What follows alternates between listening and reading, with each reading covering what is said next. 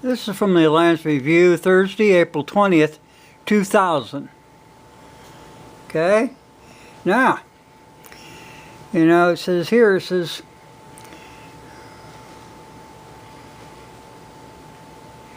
it says, I think that the answer is both old and simple. Gun control laws have always been the elitist and the racist of the world. Elitists have always wanted to disarm the common folks, while of course retaining their privileges of arms for themselves.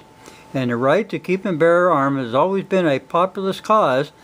James Madison even boasted to a European critic that the new country of America, unlike the critics of the old country, they did not fear their people and allowed them to have firearms. Then it goes on to say down here, remember this is the year 2000.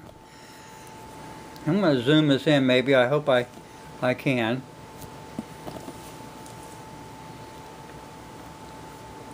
It seems as self-evident to me as it was to the Founding Fathers that a people disarmed by their government cannot claim to be free. The bottom line remains that force rules. Therefore, if you allow the government to have a monopoly on force, then you can never claim to be a free person.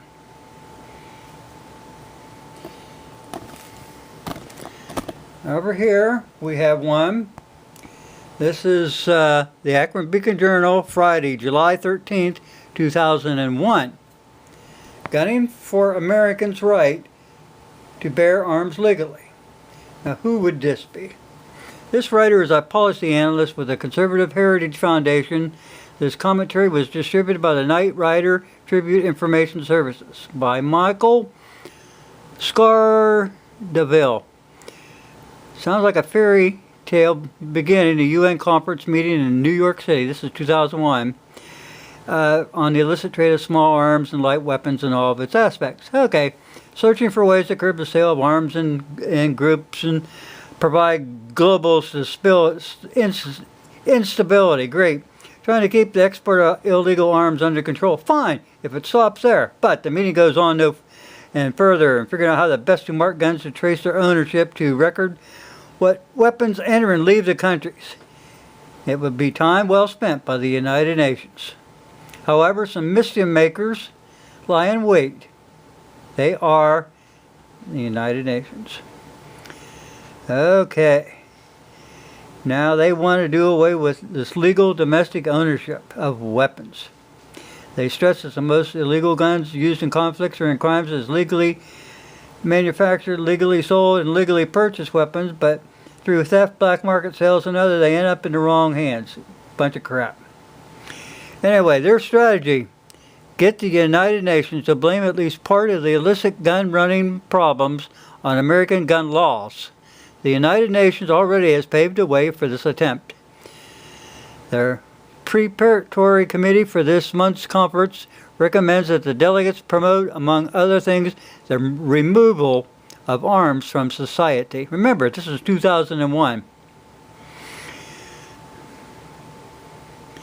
In other words, the United Nations stated agenda may not to overturn the United States Second Amendment per se, but it's cleared a path for making enforcement of this constitutional protection illegal under international law. Get that? They're trying to use international law. They want your guns. Now you got to remember, it was a Democrat, Rockefeller, who donated the land for the United Nations. And it's always a Democrat that's behind this because they're basically socialists and they want things a certain way. They want control of the country, period. And if the people have guns, guess what? They can't be the tyrants. Long time ago, this is in 2003, this one. FBI targets patriotic Christians as terrorists. The FBI's definition of terrorist would include most of the readers here. Among the characteristic lawmen were told to be alert for are defenders of the United States Constitution, against the federal government, and the UN, and people who make numerous references to the U.S. Constitution. I thought that was the foundation of America, the Constitution. And then for some Democrat Clinton and all these son of a bitches? Yeah. And now here, if you're scared of the feds, oh, schooling at home, uh-oh, you're a cultist. They keep changing their agenda to fit their narrative.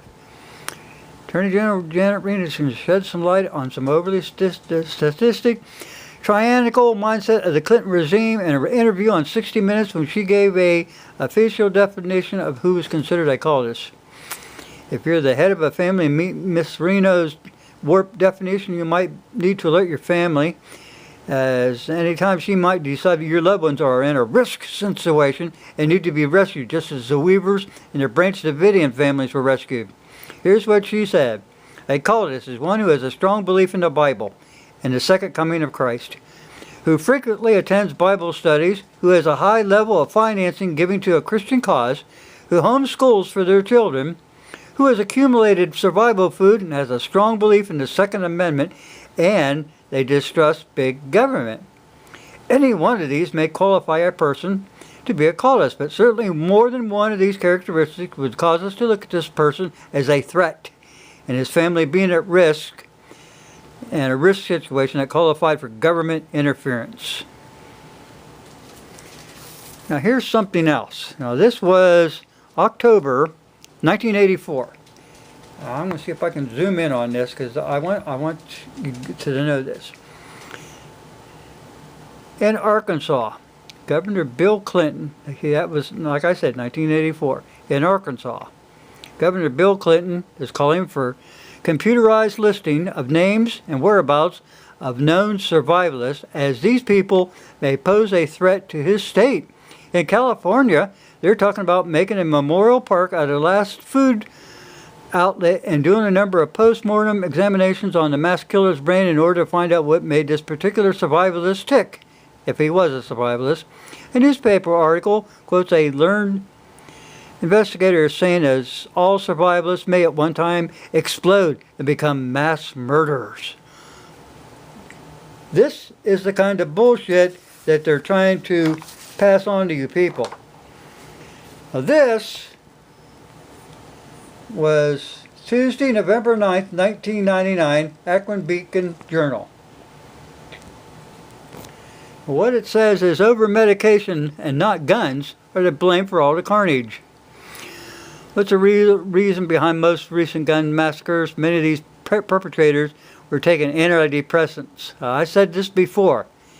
If we're going to use mental conditioning to take away guns or limit them. Okay, involuntary movement, restlessness, overactivity is what these drugs cause. Mental and physical agitation that sparks self-destructive, violent behavior. This associated reactions making those who take the drugs insensitive to the consequences of their behavior. In light of all this, why is the government calling for more stringent gun control and censorship of movies? Guns and movies don't cause these acts of violence. These monstrous acts were not done by criminals, but by ordinary people high on drugs prescribed by doctors and psychiatrists. Why isn't there a national debate about the overuse of Prozac-type drugs? Why are scientists who sound the warning about them ignored? Just how close is the alliance of the Food and Drug Administration with the multi-million-dollar drug companies? In my opinion, these are questions that need to be answered. These drugs are used to correct the symptoms of brain chemistry imbalance. Since the head is connected to the body, why wouldn't we suspect that the reason for the brain chemistry unbalance may be caused by the body chemistry also being unbalanced? Okay, wow. If our health system really cared and was focused on the ultimate welfare of the patient and not strictly on profits, we'd see a lot more research on curing diseases rather than producing new drugs to mask the symptoms of the disease. Interesting, huh? But we've been through this. We've been down this road. Nobody listens. I said time and time again, these kids, all these shootings from Columbine on have been associated with these damn doctors prescribing drugs. Same with Sandy Hook. Same as Parkland. I'm going to go through this again because this is something you guys need to do. The only thing necessary for evil to triumph is for good men to do nothing. And that was from Edmund Burke, 1729 to 1797. If you sit around on your ass and complain and you don't lift your hand, if you don't raise your voice, if you don't make yourself heard, you're just as guilty as somebody sitting on their butt watching TV. Get out there, do something, protest, whatever it takes, guys. But don't take any government interference upon your rights as necessary and justified, because they are neither. They do not have the ability or the authority to pass any gun laws. Gun laws are beyond the scope of the enumerated powers that were granted to Congress. Period.